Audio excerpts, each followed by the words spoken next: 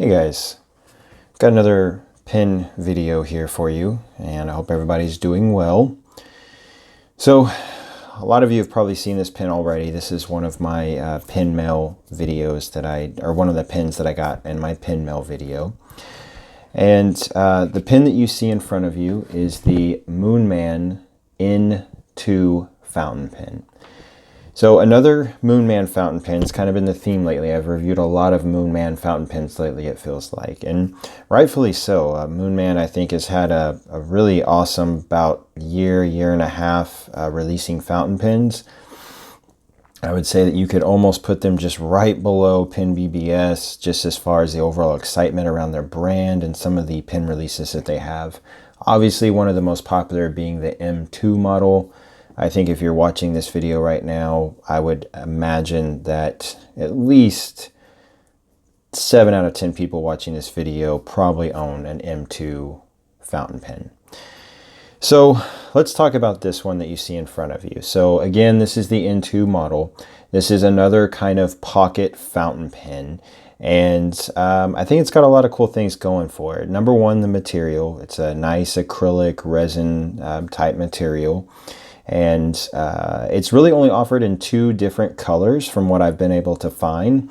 You can get this color here, that's the red pattern. I kind of call it the koi pattern because it looks like a koi fish to me.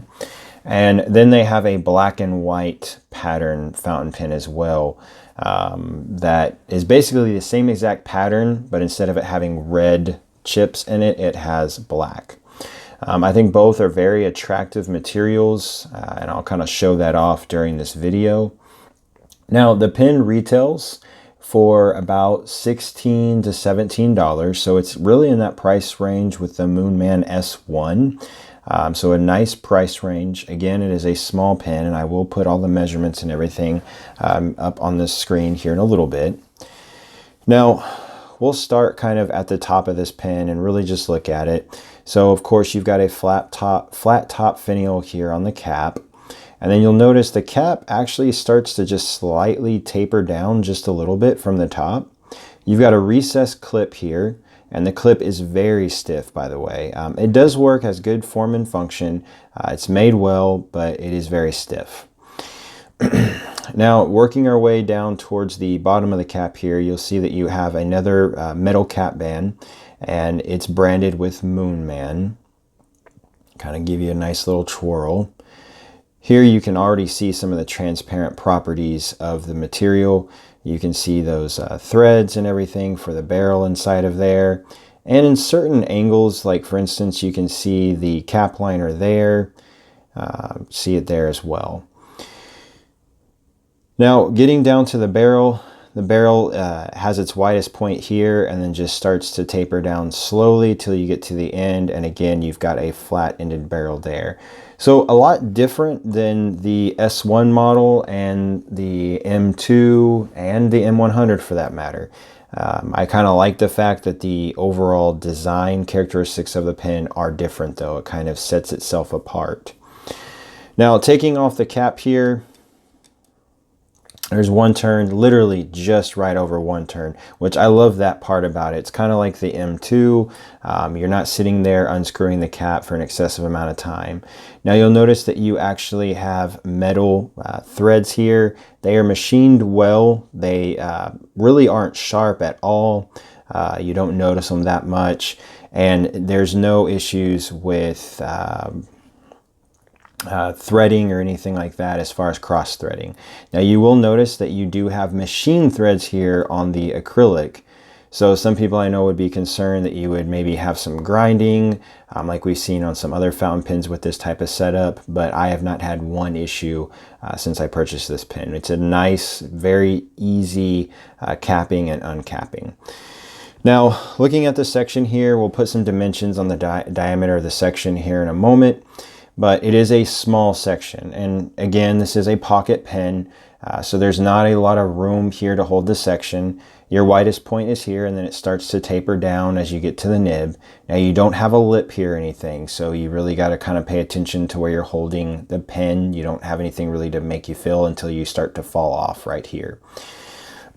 Now, I typically hold the pin about right here. And again, to the point of what I was saying before, there is a slight step down here, but I don't notice it when I'm holding the pin.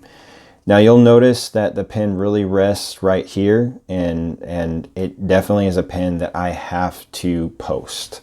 Now, as far as posting goes, it doesn't post very deeply, which is probably a good thing, but it does post securely. I don't have any issues with the cap falling off. Once you post it, it is much more comfortable. It's weighted nicely.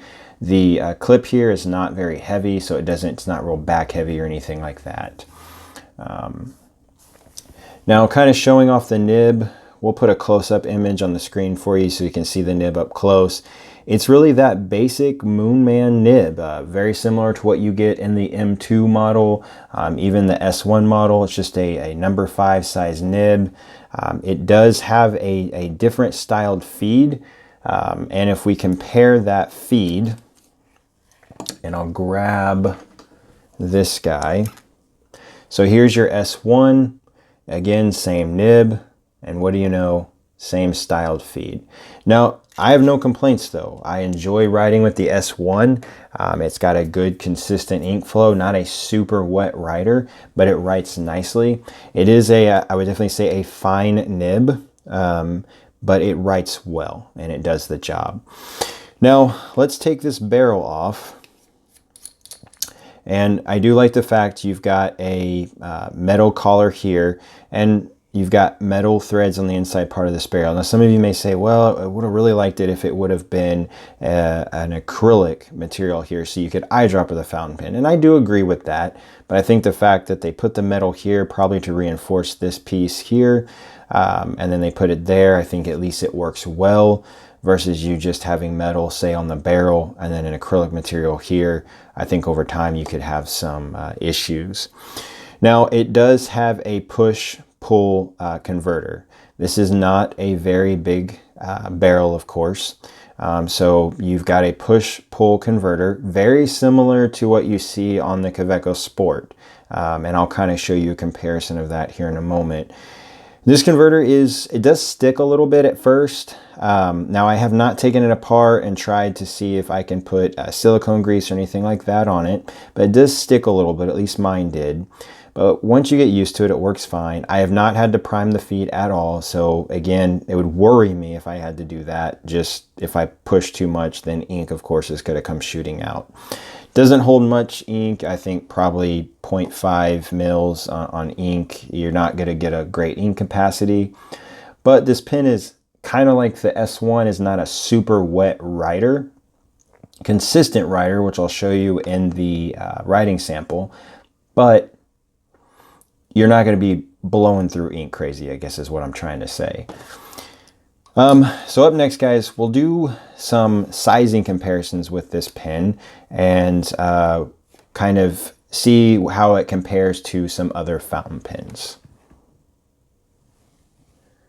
So I thought it fitting to throw in some other Moonman models, because obviously this one most of you probably already own, just to give you an idea of how it compares to that. I do not own a Moonman 1 Kai. It's a pen that I would like to own at some point. I wish I owned that to kind of give an idea in the sizing department. But we're going to start from bottom and work our way up the top. So here we have our Moonman N2. We have our M2 model here. You'll notice a considerable difference already in size. Here we have our Moonman S1. And then on top here, we have our Moonman M100, the biggest out of these 4 fountain pens. And so you'll notice a considerable difference in size, obviously, and rightfully so. Again, this is a pocket fountain pen. Now here we'll see kind of an uncapped difference between these pens as far as overall length. Now obviously they all basically have about the same size nib, and I'll do a little bit of a close-up here in a moment, but you'll kind of see again the overall length of these pens uncapped, and then we can kind of look at the nibs up close and get an idea. Now you'll notice that M2, we've got an iridium point extra fine nib, and then our N2 and our S1 basically the same exact nib. And then this one, we've got that FPR flex nib and the M100 on the far end. So here are all 4 models posted. Now I kind of switched up the order. I put the S1 next to the N2 this time, and you'll notice that the overall length posted is very similar. And I really like the S1, even though I don't typically post my fountain pens very often. The S1 is a very gratifying poster. It posts deeply, it's really secure on there, and it makes for a good overall length and balance with the pen. The M2 doesn't post very deeply, and I generally don't write with it posted, and the M100 is probably the least gratifying as far as posting goes, and I very, very rarely ever post that pen. But you'll notice that the N2 does obviously get more length when you post it. You have to write with it posted. It makes it much more comfortable to write with, and is somewhat similar as far as overall length to the S1. So now let's see how the Moonman stacks up against a couple other pocket fountain pens. All right, so here we see the N2 against really 3 other pocket pens. So from kind of starting right here with the blue one, we have a Delight Alpha and the acrylic blue ice color. And then this black pen here is a Kaweco Sport. And then we have the Pilot Petite here, another really popular pocket type fountain pen.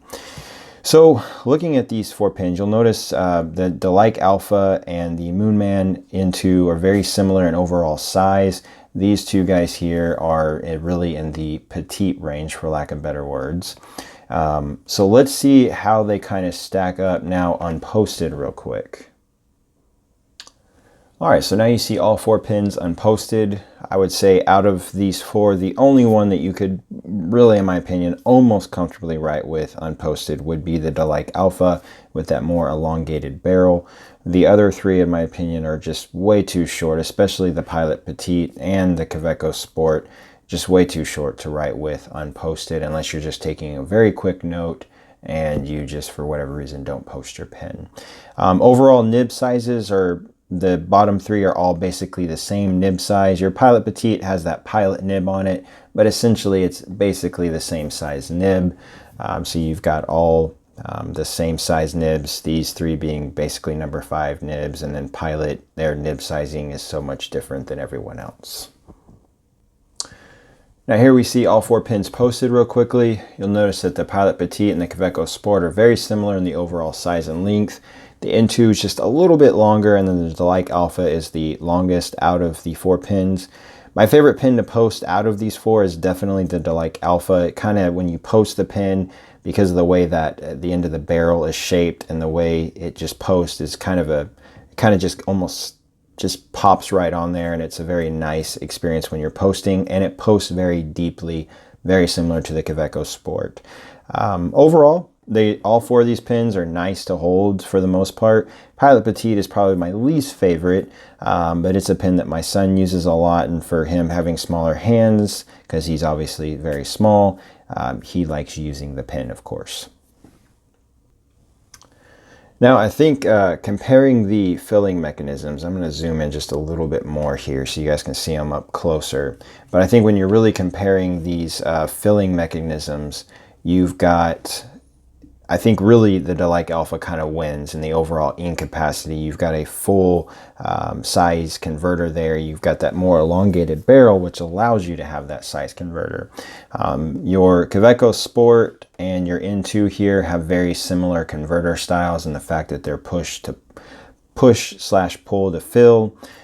So again, very similar in the overall style. You know, I like the fact over here with the Delight Alpha that you can eyedropper the pen if you wanted to, because you've got all acrylic there on both the barrel and the section as well. So definitely some pros and cons to all 3 of these fountain pens. Delight Alpha, their design is very nice, but I still like the N2's design overall. I think it works well and the pen just looks nice. All right, so up next, guys, I will put the sizing, weights, and measurements up on the screen for you, and then we'll do a quick test with the with my bore light, so you guys can kind of see the inside parts of the material a little bit more up close.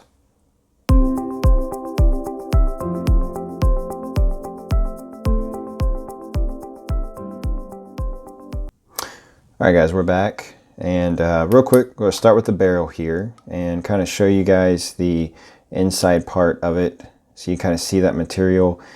Again, really interesting transparent properties, especially with the clear pieces of the material. Kind of see those red pieces show off, and you really get a orange hue to them when you really put light like this through the barrel. It's one of my favorite things to do with these acrylic materials, to kind of show them off. Get a little bit closer for you.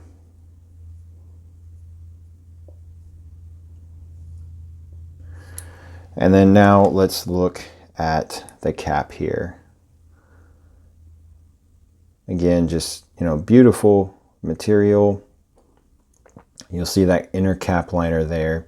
Now the clip is held on by a Phillips head screw. You can actually see it on the inside part of the cap right there. So if you wanted to take this cap liner out, whether it be for cleaning or possibly to fix anything, you can obviously remove the clip as well when you're doing that. So kind of give you a close-up of that. All right, so up next, guys, we're gonna do a writing sample and then we'll finish up from there. See you in just a moment. All right, guys, we are back for the writing sample of this pen. So we're going to uncap it and post it real quick and get started. So again, this is the Moonman. And you can see I'm having some issues here. Now, this is probably because of two reasons. Number one, I've had this pen uncapped for quite a while, and I'm sure that we're having some issues here. And then also the ink that I'm using Visconti Red, which is a very dry ink. Now you'll notice the pen's writing well, and this is the first time I've had any hard starts with this pen. So again, I think it's because I've had the pen uncapped for quite a considerable amount of time. Again, this is a fine nib. Let's do an actual full writing sample real quick.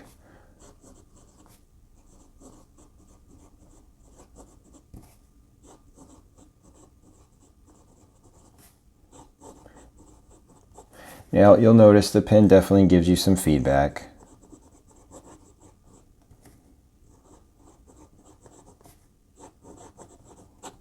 The nib, I should say.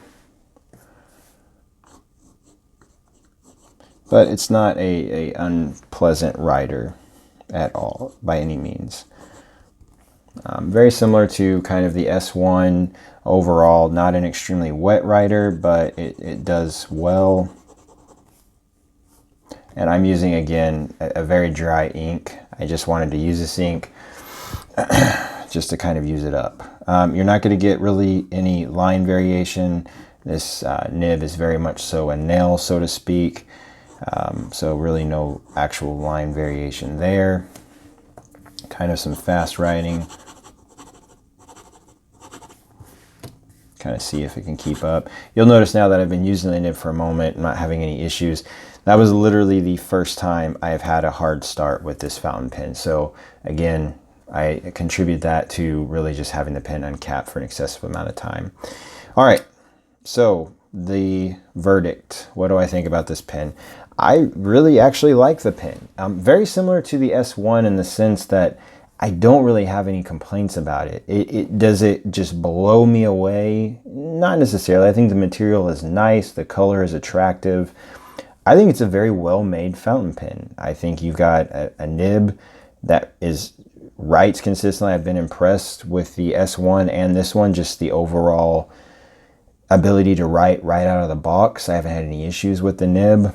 The feed works well. The overall design, again, it's not an amazing design. It's not like the Delight Alpha where it's, you know, a unique design very similar to the Kaweco Sport, but it's interesting. I can't really nitpick anything. I'm not a fan of the converter. If that would be one thing that I could nitpick, I don't really like push-pull converters. I don't mind them, but they're not my favorite. And obviously you can have accidents with them very easily. So that would be the one thing I would nitpick. For a pen that I technically paid $16.12 for it. So again, you're going to be in that $16 to $17 range. I think it's a perfectly fine fountain pen, and it works very well. If you are a fan of pocket fountain pens, I think this would be a really cool one to try out. I'm not a big pocket fountain pen person, but again, I like the pen. It writes well. If you're a fan of them, buy this pen. I don't think you're going to be disappointed by any means. Hope you guys enjoyed the review. I'm going to show the pen that I'm going to review next. I got it in the mail just a few days ago. It's right here. You guys can tell me what you think it is. Very skinny pen, as you can tell. But this will be a part of my next review. So you guys tell me what you think it is in the comments down below. Tell me if you already got one of these N2s, and if you like it, share your opinions. Until next time, guys, I will see you later. Bye-bye.